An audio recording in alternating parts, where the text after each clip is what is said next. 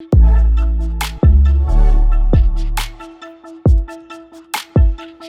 I'd like to start by paying my respects to the Quandamooka people, who are the traditional custodians of this naturally wonderful Redlands coast from where I speak to you today. And please let me extend my gratitude to New Taipei City for this opportunity and of course its commitment to promoting a better environment for our future generations.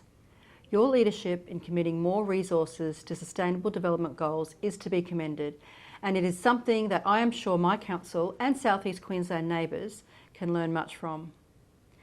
It provides valuable insight as our region works towards delivering the 2032 Brisbane Olympic and Paralympic Games.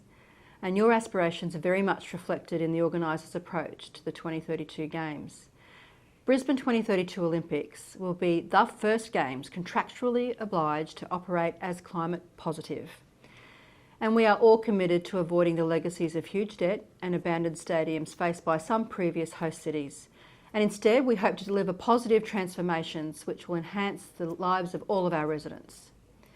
And this commitment is supported by the International Olympic Committee's Agenda 2020, or the new norm, of how they want to see the Games of the future planned and delivered.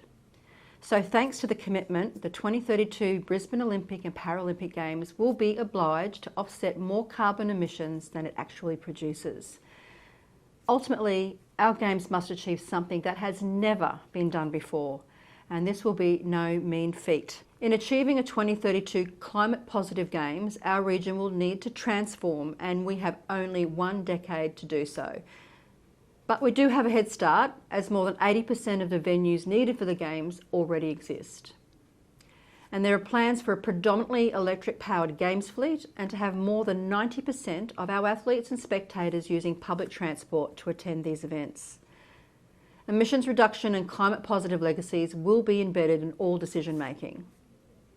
The Mayors of South East Queensland started this Olympic journey for one reason, and that was to leave a positive legacy for all of our communities. Our environment and our lifestyle, which is so cherished by our residents in this part of the world, must be left better for having the Games, and transport and waste are key parts of this.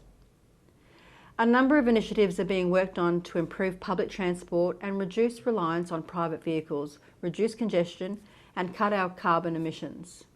And we've also recently signed the South East Queensland City deals with the federal and state governments and our local government neighbours.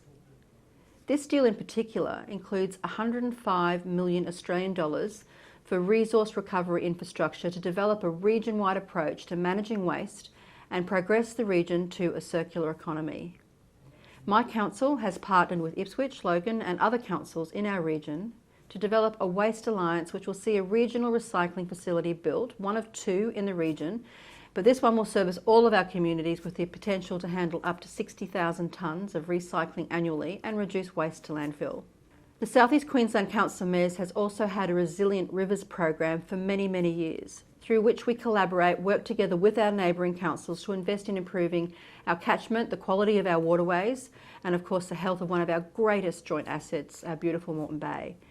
And of course these will all be long-lasting legacies.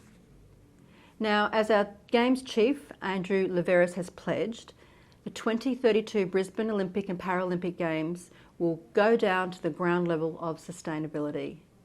It will also showcase Australia's hospitality and the natural wonders of my own city to the whole world.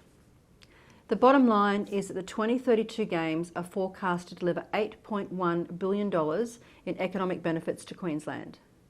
But for me, the headline is that this will include $3.5 billion in social improvements and great social and environmental legacies for our communities for generations to come. So we welcome you, and we hope that one day you will visit us to see for yourself. Thank you.